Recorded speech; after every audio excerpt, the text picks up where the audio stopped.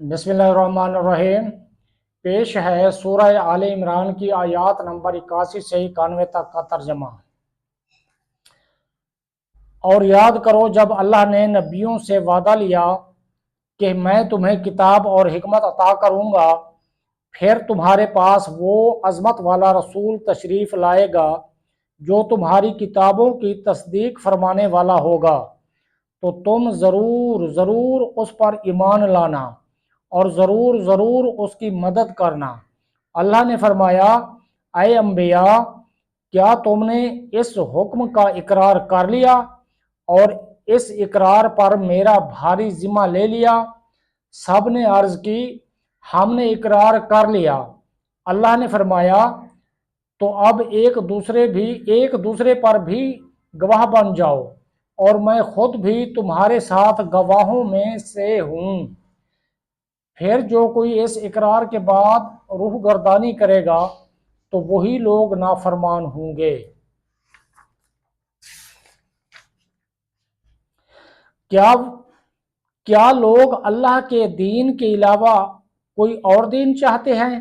حالانکہ آسمانوں اور زمینوں میں جو کوئی بھی ہے، وہ سب خوشی سے یا مجبوری سے اس کی بارگاہ میں گردن جھکائے ہوئے ہیں، اور سب کو اسی کی طرف لوٹایا جائے گا۔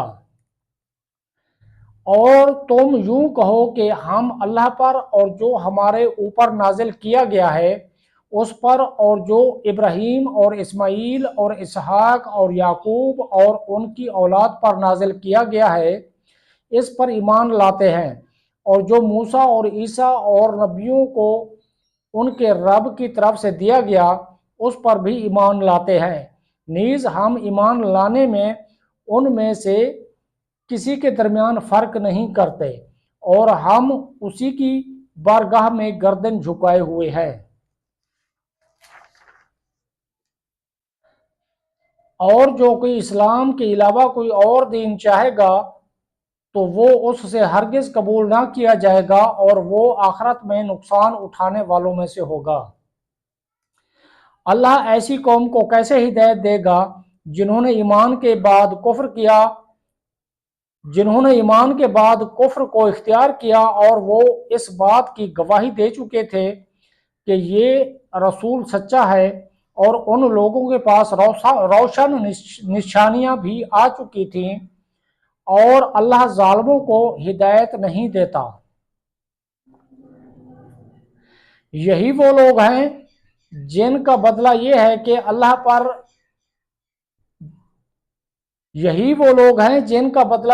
کہ ان پر اللہ کی اور فرشتوں کی اور انسانوں سب کی لعنت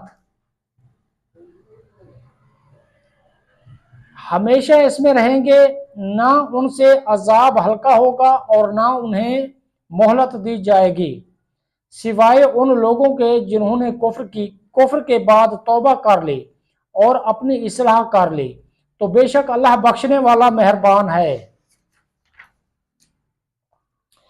بے شک وہ لوگ جو ایمان لانے کے بعد کافر ہو گئے پھر کفر میں اور پڑ گئے تو ان کی توبہ ہرگز قبول نہ کی جائے گی، اور یہی لوگ گمراہ ہیں۔ بے شک وہ لوگ جو کافر ہوئے اور کافر ہی مر گئے، ان میں سے کوئی اگرچہ اپنی جان چھڑانے کے بدلے میں پوری زمین کے برابر سونا بھی دے تو ہرگز اس سے قبول نہ کیا جائے گا، ان کے لیے دردناک عذاب ہے، اور ان کا کوئی مددگار نہیں ہوگا۔